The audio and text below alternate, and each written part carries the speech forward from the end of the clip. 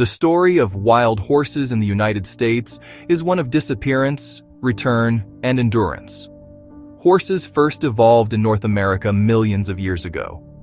Over time, small, multi-toed ancestors developed into the single-hoofed animals we recognize today. Yet, around 10,000 years ago, likely due to a combination of climate change and human activity, horses disappeared from the continent entirely. For thousands of years, North America had no horses. That changed in the late 15th century when Spanish explorers reintroduced horses to the New World. Beginning with voyages like those of Christopher Columbus in 1493, horses were brought to the Caribbean and, over the following decades, spread across the mainland through Spanish expeditions. Some of these horses escaped or were released, forming free-roaming herds. Others were acquired by Native American tribes, who quickly recognized their importance. Horses transformed life on the Great Plains, enhancing mobility, hunting, and trade. Tribes such as the Comanche became renowned horse cultures, reshaping the history of the American West. As European settlement expanded, so did horse populations. Mustangs, free-roaming horses of mixed ancestry, spread across vast open lands. By the 19th century, large populations of wild horses roamed the western United States, likely numbering in the hundreds of thousands and possibly more. This freedom, however, declined with westward expansion. Fencing, railroads, and growing livestock industries reduced available land. Wild horses were increasingly viewed as competition for grazing resources. Large-scale roundups, hunting, and habitat loss caused their numbers to drop sharply by the early 20th century. Public concern eventually grew, driven in part by the efforts of Velma Johnston, known as Wild Horse Annie.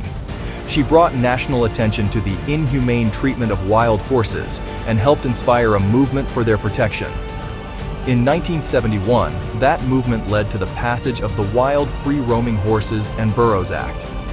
This law recognized wild horses as living symbols of the historic and pioneer spirit of the West, and granted them federal protection. Today, wild horses continue to roam public lands, primarily managed by the Bureau of Land Management, with additional oversight by the U.S. Forest Service.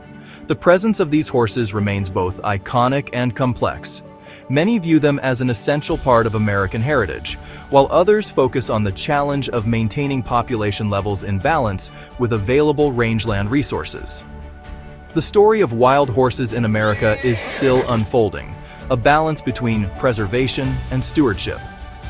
Organizations such as American Wild Horse Conservation continue to advocate for these beautiful creatures. From ancient origins to modern debates, wild horses remain a powerful symbol of the American landscape, resilient, untamed, and deeply rooted in history.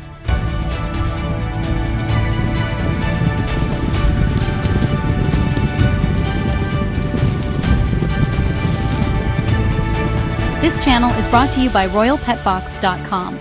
If you enjoy this free channel, please consider shopping at royalpetbox.com so we can continue to bring you and your family more informative episodes regarding pets and animals in general. Your pets will thank you for shopping for them. Hi, I'm Jack. These are my best friends, Pepper the dog and Daisy the cat.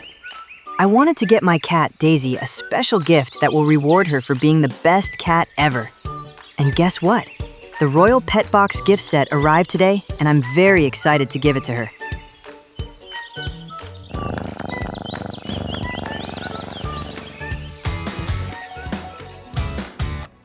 royalpetbox.com